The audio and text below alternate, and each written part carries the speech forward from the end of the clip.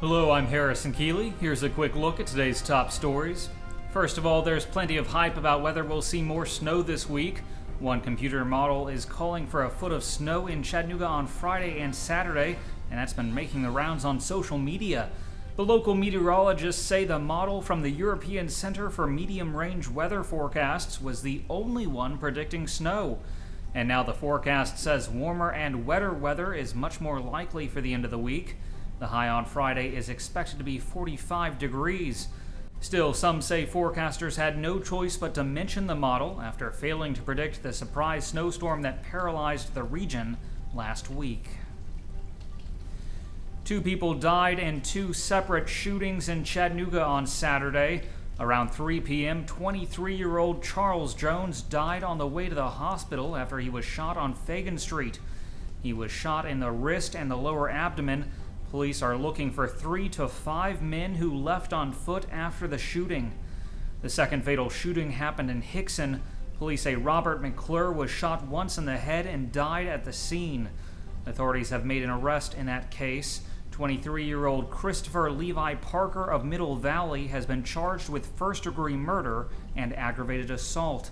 He's currently being held without bond and is set to appear in court on February 11th. Alstom Power is furloughing most of its 335 workers in Chattanooga for nearly a month.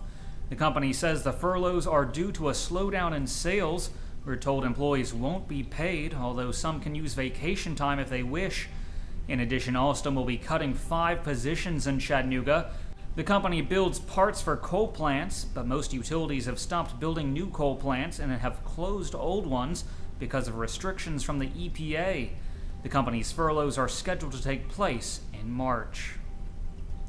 Tennessee is now the fastest growing state for union membership. Organized labor grew by 25% last year in the state, boosting union rolls to the highest level in nearly a decade. And Georgia and Alabama were close behind, with union growth in each state close to 22% last year. But union membership here in Chattanooga is actually below the state and the national average. Less than 5% of Chattanooga area workers belonged to a labor union last year. Moccasin Bend Brewing Company has been shut down for code violations. The St. Elmo Brewery was closed down by a Chattanooga fire marshal on Friday night. The company says it had 3 popular bands playing that night, which meant the largest crowd it's ever had. Owner Chris Hunt says he thought he had city permission to stay open while bringing the building up to code. But the city cited an issue with unsafe wiring inside the building. Now Hunt says he'll meet with city officials today to discuss the issue. After 3 years, a red alert has finally been removed at TVA's Browns Ferry nuclear plant, despite some remaining issues at the facility. The plant had been given a red level safety finding ever since an emergency cooling valve failed in 2010. Regulators said the broken valve could have prevented the nuclear reactor from safely shutting down in the event of a fire or an explosion. Browns Ferry is one of only a handful of nuclear plants to ever receive a red finding. The next step would have been ordering the plant to shut down.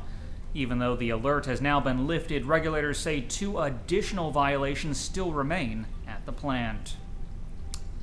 Finally, former Chattanooga Police Chief Bobby Dodd says he's decided not to run for Hamilton County Sheriff after all. Dodd, who worked at the police department for 26 years, retired in December and picked up papers to run for sheriff just a few days later. But now Dodd says he's decided not to participate in the race after discussions with his family, and that he's enjoying a slightly slower pace of life. As it stands now, Sheriff Jim Hammond will face off against Sergeant Chris Harvey in the Republican primary May 6th. Turning to weather, today will be partly cloudy with a high near 51 degrees. The low tonight will be around 35. That's it for today's newscast. Thanks for being with us. You can find more on these stories and breaking news all day long at timesfreepress.com.